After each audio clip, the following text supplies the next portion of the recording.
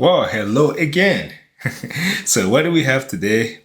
We're about to show you right now. So please like, share, subscribe. We do need some real followers. There's a lot of bots that we had no idea. So even though we have all those followers, they're fake. We need real followers like you to join us.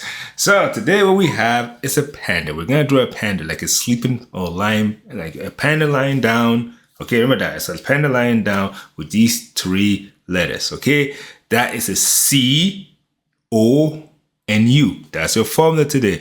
C, O, U. There you go. And with these letters, you could draw, we're going to put together a panda. So please like, share, subscribe, and check this out.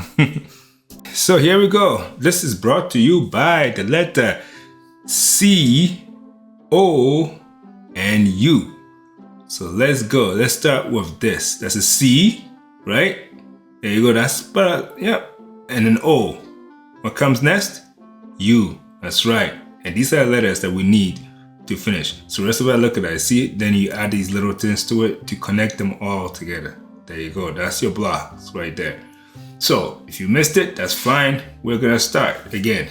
So watch this. C, O, U. There you go. O, and connect them once again. Now, once you're done, this is what we're gonna do. That's right. We are now gonna take it. So essentially you have your panda right there. The panda is lying down, right? We know the panda has got some colors. We're gonna shade it. We're gonna take it further, right? Because you know how we are. So here we go, we're taking it further. The color, it's really tricky because we're using black and white and it's hard to differentiate because I'm gonna use your mind. I'm gonna need your mind to kind of fill in the gaps.